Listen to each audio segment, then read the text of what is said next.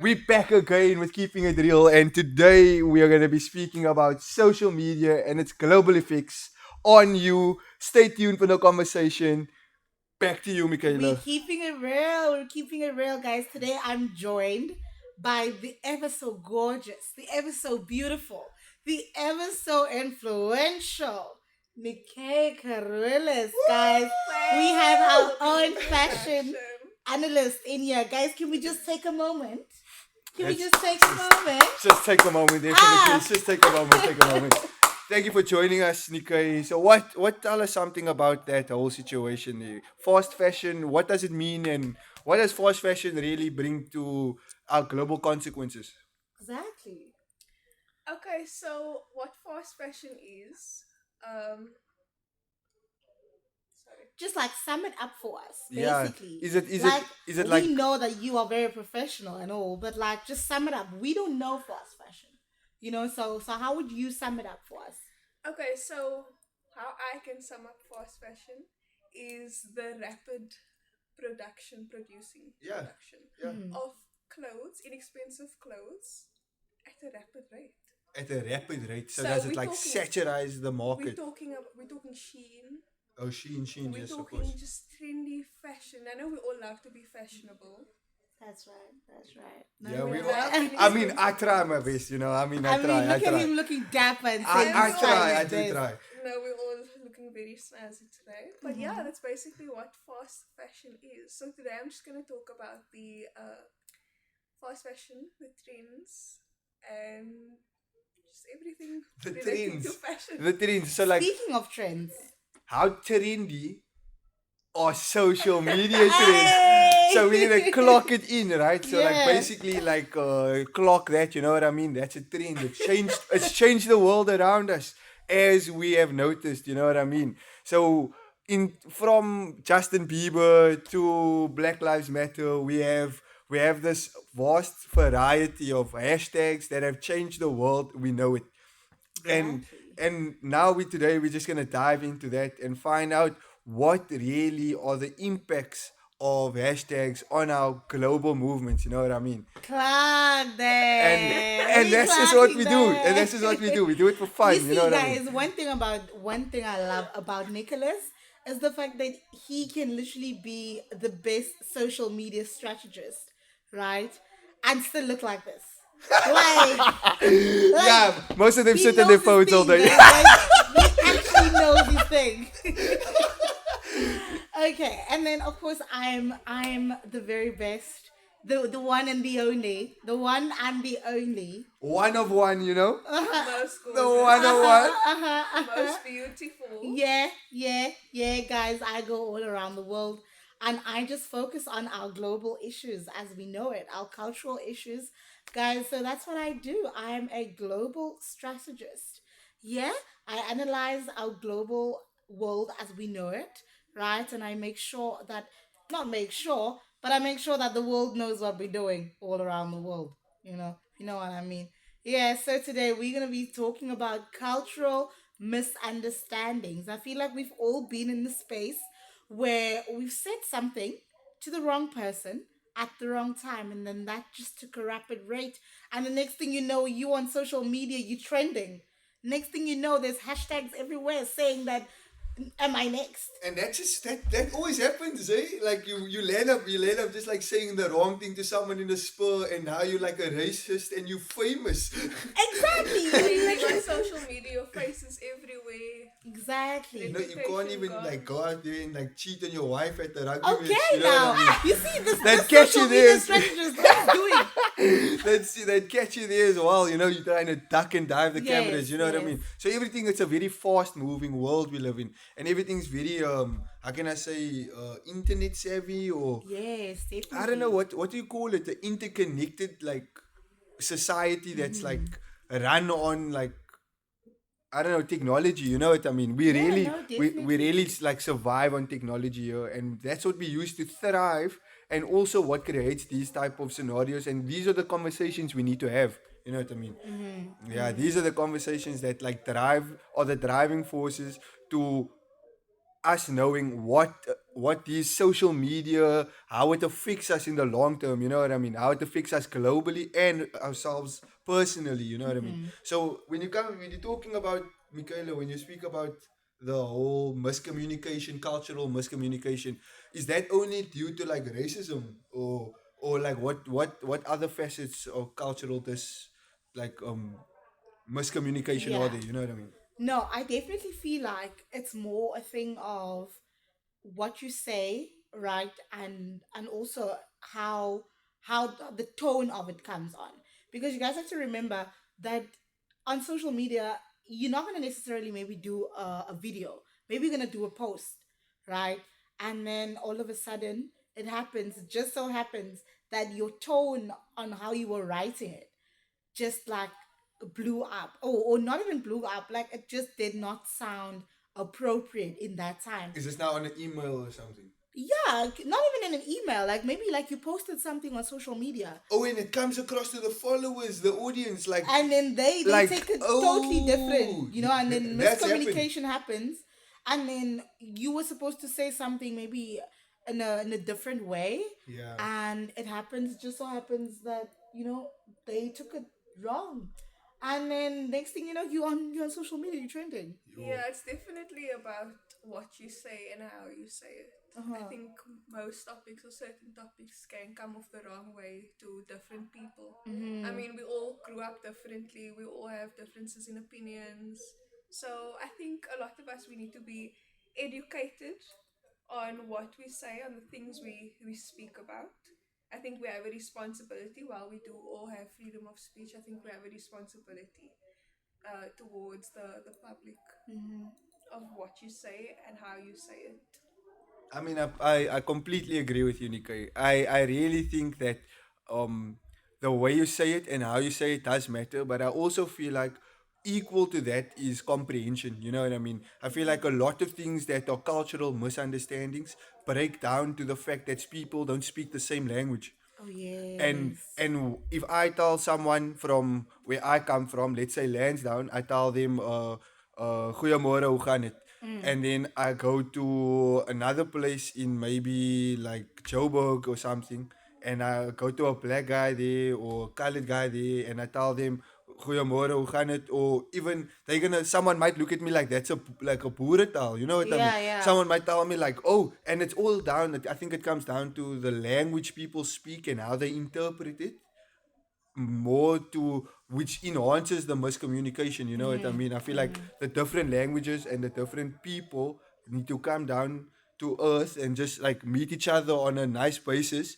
which Definitely. creates the environment for healthy communication. You know what I mean? So I definitely understand that, but remember I said it's about yes, it's about freedom of speech and you can say what you want, but you also have a responsibility towards any outside community.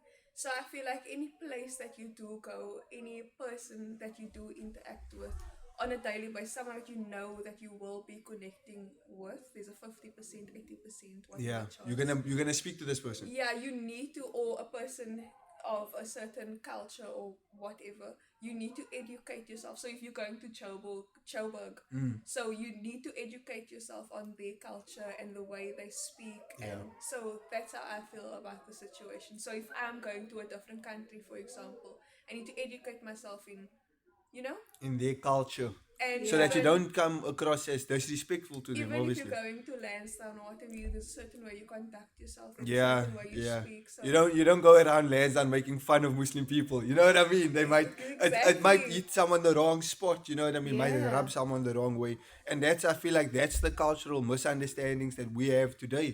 Like those things are literally things that happen in real life every day, and I feel like the only way we're gonna get to a point where we can move past that is to accept that people do not know how to communicate with each other. You know what I mean? Mm-hmm. People don't know how to communicate, and also they know how to communicate with people they always around.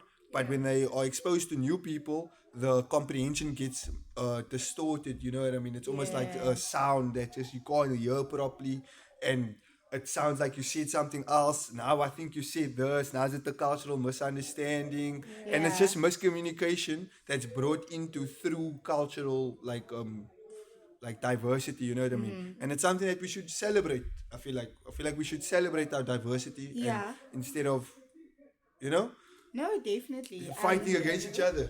No, definitely.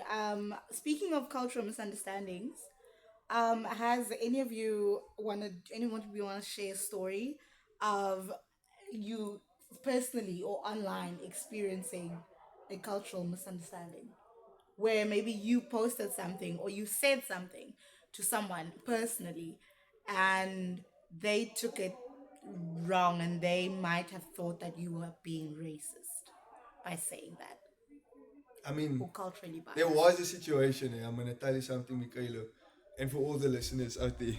Um, but there was a situation. The one day there was a touchy subject. We were speaking about Israel and Palestine genocide, Mm-hmm. and we were speaking to. We had to go interview a few people for this news article report that we were gonna, like, we were busy compiling news for it, and it was about the mass killings and the mass murders in Palestine. And we spoke to the one lady, the one Muslim auntie working in a shop somewhere in Salt River, and then we spoke to her, and then she told us that her view of it is that it was never a war. It's pushed against the propaganda that it's a war. You know what I mean? Mm.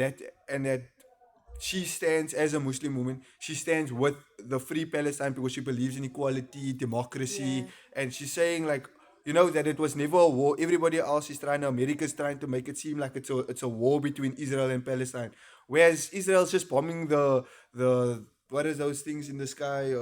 The aid, the first aid stuff. You know what I mean? The food that they're bringing in to help the people who are dying there.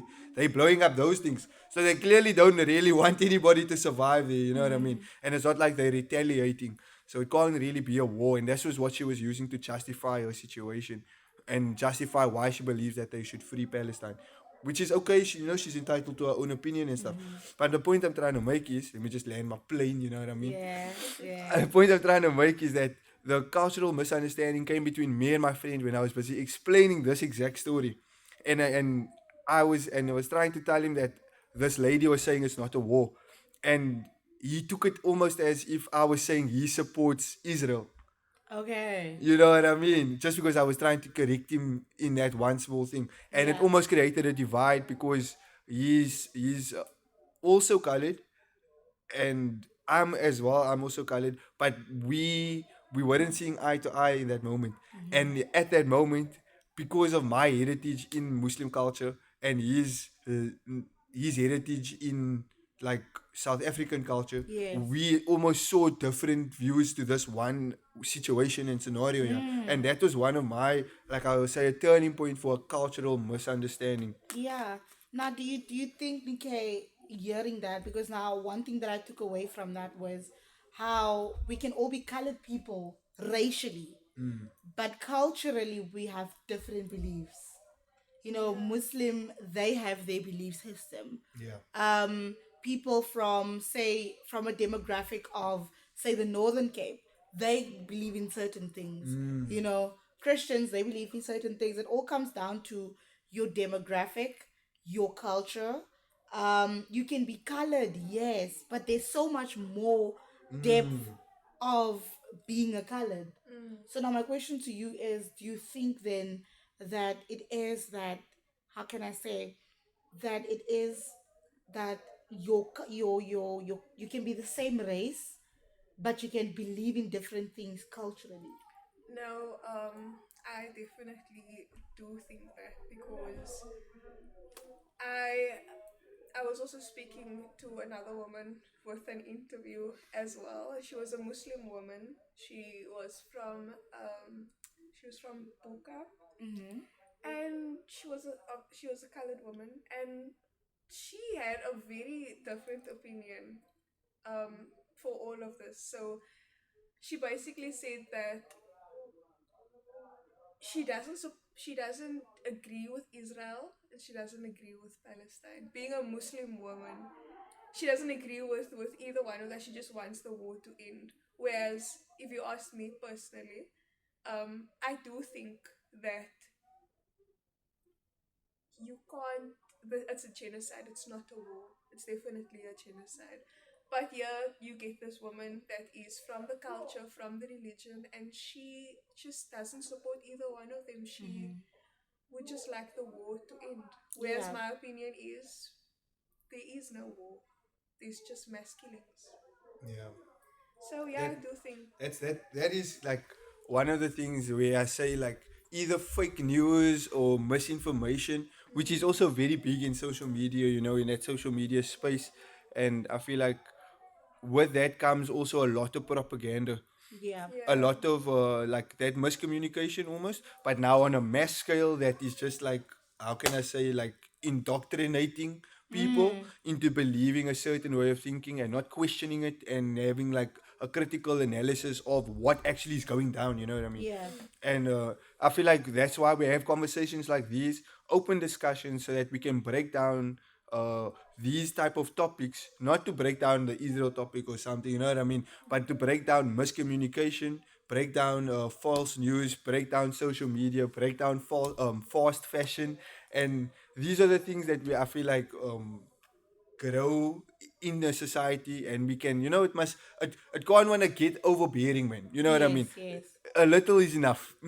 A little is more than enough, and I feel like when it comes to like to refer to Nicke, to those that auntie in the book up, like she is from the religion, she doesn't live there, and I feel like if she had to stay in Palestine or whatever, she would have a completely different view. So because of her cultural, like where she is culturally located, you know what I Mm. mean, I feel like she understands that there are people from Israel that came to book up, and there probably is people from Palestine that also came to book up, and they both heritage are there, so that she can't really hate on both sides. You know what I Mm. mean? She just doesn't want both sides to be even fighting at all. You know what I mean? So Yeah, Yeah. I so she definitely just like agree. probably has a good heart and just wants like everybody to just like stop fighting, maybe Mm-hmm. peaceful resolution, conflict resolution. And I feel like those are things that people have to learn in order to grow as a society. Yeah. No, definitely. So we have, of course, unpacked cultural misunderstandings, and we have, of course, seen that there's a lot of things that it's way more deeper than what we think it is. You know, that even in your own culture, you may misunderstand a lot of things that you may have not even known about before, right? But we have our social media strategist here, and maybe he can just share a bit more light or shed a bit more light on global issues and hashtags and how social media is doing that for us.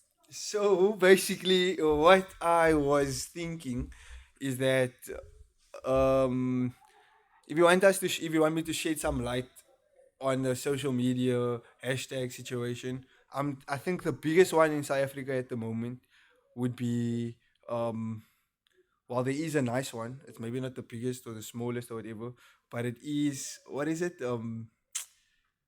Hashtag go booker.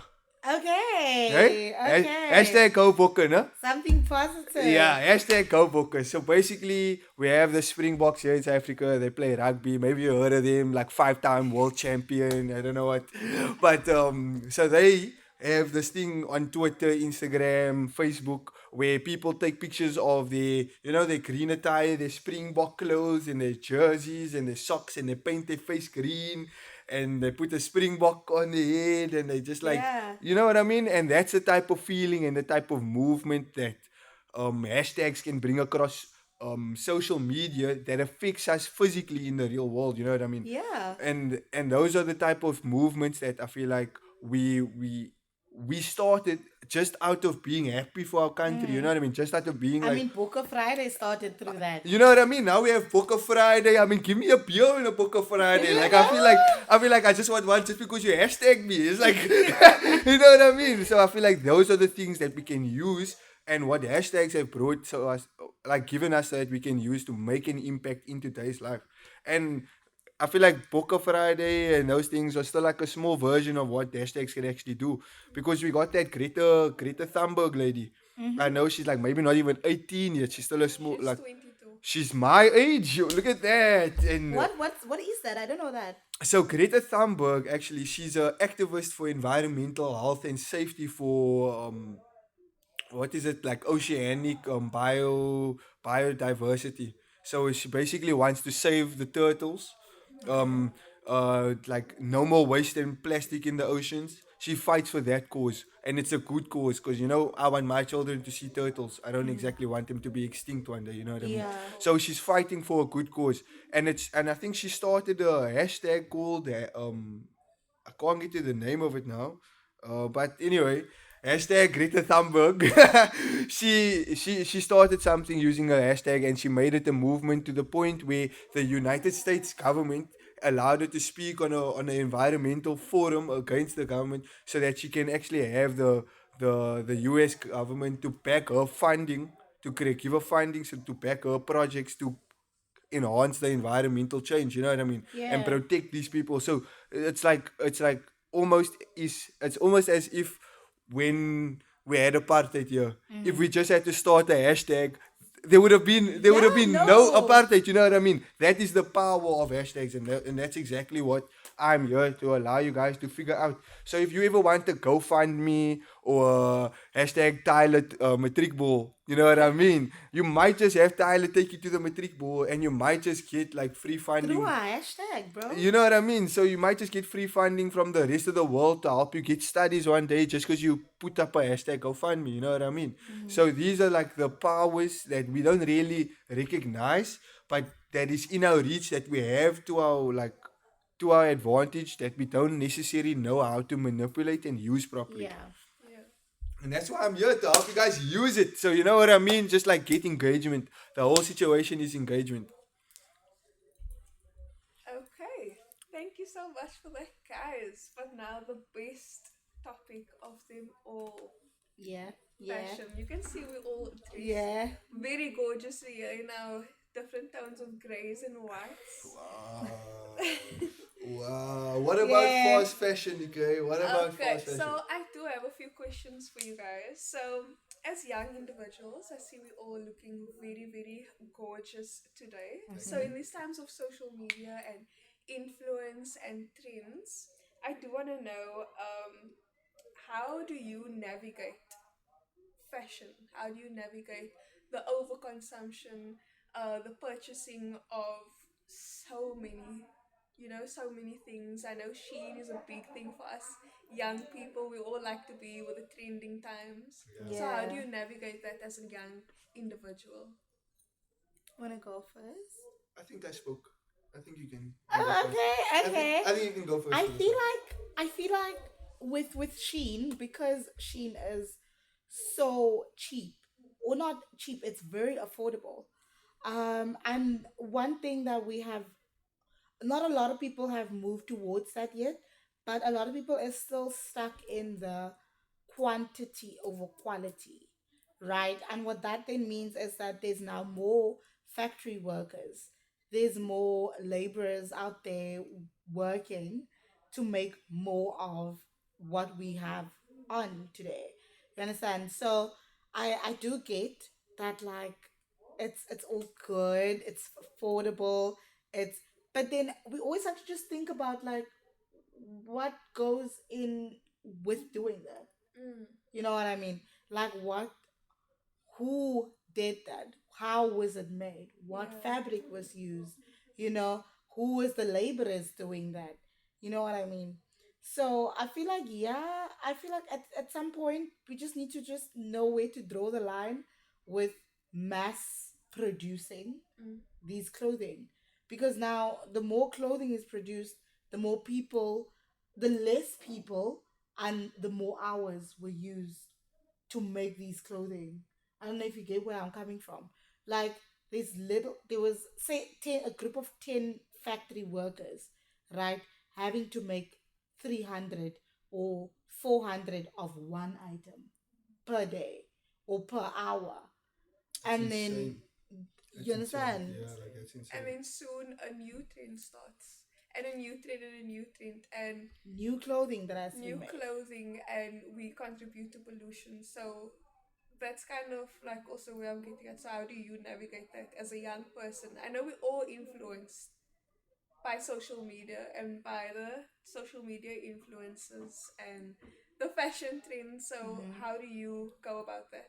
So I like to keep it very simple. You know what I mean? I like to keep it very simple. What I mean by simple is local. Yeah. Oh, Mm, that's what I mean. I keep it local. You know, local like is there's lots better. of pop up markets. Yeah, that have nice like T-shirts and stuff like that, and then it's always like it's like really nice stuff. It's a bit more pricey, but it's because it's made by people who are in this country, in the city, who do it properly and who not you know what I mean, polluting mass polluting Yeah. people's like water supplies and their whole like how can I say um their whole business. You know what I mean? Yeah. It's very local. It's very sustainable. It's very environmentally friendly. And those are the type of people that I like to buy my clothes from. You know what I mean? Like I am wearing on like Nikes. I do like a pair of Nike shoes. I The mean, who doesn't? occasional Yeah, splurge. and that's okay. You know what I mean? But I feel like the excess amount of um like clothes and the extra clothes that people do not buy. They might make 5 billion pairs of Nike shoes, but only 100,000 people can buy 100,000 pairs of Nike shoes, and then the rest of it goes into a waste dump, which lands up in the oceans, which start killing the turtles. And Yeah. you know what I mean? Yeah, or in Yeah. the bin, and now they have to get burnt, which creates pollution for the air because now the smokes of the textiles that weren't meant to be burnt in the first place. So Yeah. I feel like, and I was actually doing some research here by Earth.org, and they actually have a whole article. You can actually go Okay. check it out. The environmental impact of fast fashion, if you want to. I just did it because, I mean, I had to. Yeah, yeah, yeah. But like, I feel like basically what they tell us here is that I just give you some stats. You know what I mean? Okay, Just some okay. stats. I feel Mr. like Strategist, we see you. why not, man? Why not? So apparently the fast fashion industry dries up water sources and pollutes rivers and streams. While 85% of all textiles go into dumps each year, even washing clothes releases 500,000 tons of microfibers into the ocean each year, the equivalent of 50 billion plastic bottles. Yo. You know what I mean? So And if you just have to like put that into like logic and you yeah, think into about that. into perspective, Uh it basically, if you take a bottle of water, one bottle of water, to make that bottle of water, we would um we would need to maybe make like 5 or 50 t-shirts, right? 50 t-shirts just to produce that like one bottle of water. And when we do take that 50 t-shirts to create that one bottle of water, we only need maybe like what, one bottle of water to wash one t-shirt. It yeah. won't be enough. So that other 49 t-shirts goes to waste. You I know what I get mean? you. And that's basically what we're trying to deal with here. We have an ocean, which is like that one water bottle. We're creating clothes, 50 t-shirts, and the world can only wear one t-shirt. And the rest of it goes into soaking up all that water. You feel me? You feel me? And that is what now creates a water shortage, pollutes the water, and that industry of fast fashion is actually growing so rapidly Yeah. that it's actually creating more type of industry for players that have sweatshops, those undercover sketchy Indonesian type of, I don't want to really sound like that, but like, you know what I mean, Yeah. those such places where people be making fake garments or fake clothes so that they can make a profit on it. And those are Yeah. the things that fast fashion is how can I say, enabling. You know what I Mm. mean? Yeah. Okay, so with that being said, I know you spoke about ethically and environmentally friendly. So do you think influencers and social media trends make it difficult to shop ethically? I do believe so. Yes, I do believe 100%. I think that fashion trends and trends in general make it very difficult for people to feel like they are a part of a movement or feel like they belong to A a community. community Yeah. when they're not following what the community does. Yeah. So if their community or what is going viral at the moment is buying a lots of Nike shoes, you know what I mean? Then you would obviously want to participate in buying also another pair of Nike shoes. You might have five at home, but they now they have to you have to get more, and every time someone is out of stock somewhere else or out of stock somewhere else, they have to restock, which means they have to reproduce, which means there's more stock, which means that is gonna also go into the bin eventually, which lands up. You know what I mean? So Yeah, no. I think trends definitely help. Um, definitely I help. Yeah. feel like to sum it all up with ethically just thinking about it, I'd like to think that like fashion is like fast food, right? Almost it's like cheap, firstly, cheap, addictive, and convenient, right? Yeah. But also it leaves behind a huge mess. Like what you said, you just mentioned the reproduction, the constant reproduction of products. You know, it's cheap. It's cheap to do this. It's cheap to do this. But it's almost like it's gonna leave a mess at because now there's gonna be so much Yeah. left of Yeah. it, Yeah. left in. It's gonna be like all left there, just there, in a sense. So yeah, I'd like to think that it's like fast food, man. You can only have it at that time. You can't continue doing it, and the more you do it, the more it's yeah. But like, if you such a, if you like, I have a question for you, Nicke. Oh, okay. The question I have for you is just out of straight concern. No? Like, do you think that the buying and selling of these goods, right? Of these fast fashion goods, you know, bags and and shoes and things like that. The reproduction of it. Do you feel like that it will ever stop or slow down? Maybe. So I actually don't think that it will slow down. I hope that it will, but I don't think that it will. Do you think the role that social media plays in it is a big part? Definitely. Okay. So with social media and like I said with the influence, they have large influence on Yeah. everybody. Yeah. So with that being said, if you see, for example, you see a Nadia Jefter or you see Rihanna rocking some new Pumas or Yeah, that is true, eh? whoever, I mean, I want a pair of you those want Puma that speed cats. I mean, I Pumas. saw that purple and that red, blue, and one. Oh, it Exactly. looks quite Even nice. the jackets, the clothes, whatever it is, Yeah, you're but I gonna feel wanna like wear. So you're I gonna don't want think, you're gonna want that. They make it easily accessible, quick yeah. 10-day delivery, Hey, shipping for hey. free. They should give you shipping for And I free. think another Like, thing that they adds to make it it, very difficult for you that to say no, eh? yeah, that makes it difficult. You spoke Mm. about buying locally. Yeah, yeah, that's exactly what I would use to combat the fast fashion. In South Africa, because of our economy, and you said the things are it's a bit more expensive. Yeah, It makes it easier to order on Shein or get a top as whoever has, or 100%, it 100%. makes it so much easier. Yeah, Whereas you go to a market and there's something, or you go to a thrift shop, for example. Thrift shops are supposed to be cheaper because They're it's a not. second-hand shop. But you'll get the jacket that's like 600 rand, or a pants Yo. that's 600 rand or 200 rand, where And then you I could can have bought find the it. same thing on Shein. Exactly. And you don't have to step out of your house. You see, so it's a bit more convenient. So I don't think it would stop anytime soon. bless Bless me. you. Sorry.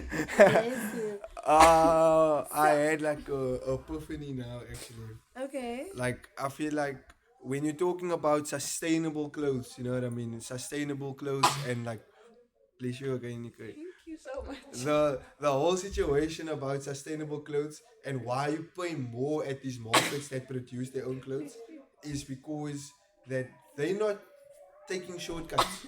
You know what I mean? They are using sewing machines and locally sourced cotton, 100% cotton. You know what I mean? Yeah.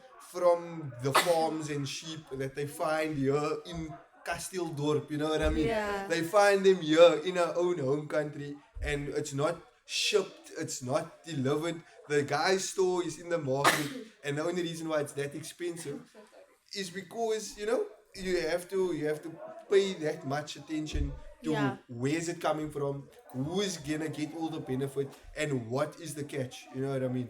And I feel like the catch to those Sheens and not take a lot. What is the other one? Timo. Timu, yes. You know all of those. They're giving you all these free gifts. You know what I mean?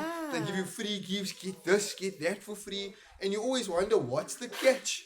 You know what I mean? What's the catch? And I feel like the catch is actually the detriment to the whole world because they're creating these things in factories and in places that actually affect people's lives in the long terms, like in long term, because they're polluting water sources, they're polluting the air by the mass production of these products that we Yeah. don't actually need. So now they have such a lot of quantity because I know my one friend works at Take a Lot. Yeah. He says that the warehouse is so big, some of the stuff never even get ever shipped to the people's houses that ordered it. It just gets damaged. They say they send another one. The damaged one sits there forever. You know what I mean? Yeah. And they can even take it. He says they can even take it. No one's gonna like even say it's like damaged goods. They were gonna throw it in the bin later on. So like the whole conversation just comes around like where do you want the planet to be in the next 30, 40, 50 years just because of a few free Sheen products, you know what I mean? Yeah. And it's you getting a few, I'm getting a few, everybody else is getting a few as well, and that is what is the problem, you know what I mean? No, definitely, guys. I am so educated. After this, there's a lot of things that I, of course, did not really know of. Yes, I knew about it, but now today was just like a more deeper delve into the topic itself. And that for me was just awesome. That for me was just awesome. So, guys, of course, we're just gonna do a little recap of what we have learned today. Nicholas. Nicholas went through social media, of course, social media trends and the hashtags. And then our lovely girl Nicke, our fashion enthusiast, analyst, she went through, of course, fast fashion. And then I just took a little bit of a deeper delve into cultural misunderstandings. Is there any last words you guys want to say before we leave our beautiful viewers, our beautiful audience? Hashtag Book Friday, guys. Watch the rugby. Let's go, boys. Let's go, boys. I think that's all I have to say for you guys. Welcome back to Keeping it real. we keeping it real. You Thank forgot our name. I didn't forget. I remembered. Don't keeping it real with Keeping Nicholas, it real. with our lovely Micaela, and You our forgot my name. I definitely forgot her name, you know. I always call her Mika. She's just Michaela for today, but she's Mika for me, you know what I mean? Yeah, She's yeah. my Mika yet, like, you know what I mean? Yeah. But, Careful now. and the lovely Nicke Carola is joining us there for fast fashion and, global pollution, you know? Mrs. Environmentalist. Versus environment. Yeah, and she's just... Thank you so much, guys, for joining us today. That's been great. Thank you so much for tuning in, for being seated, for grabbing your coffee. If there was a point where you thought, oh my God, where's this conversation going? You are actually supposed to, yeah.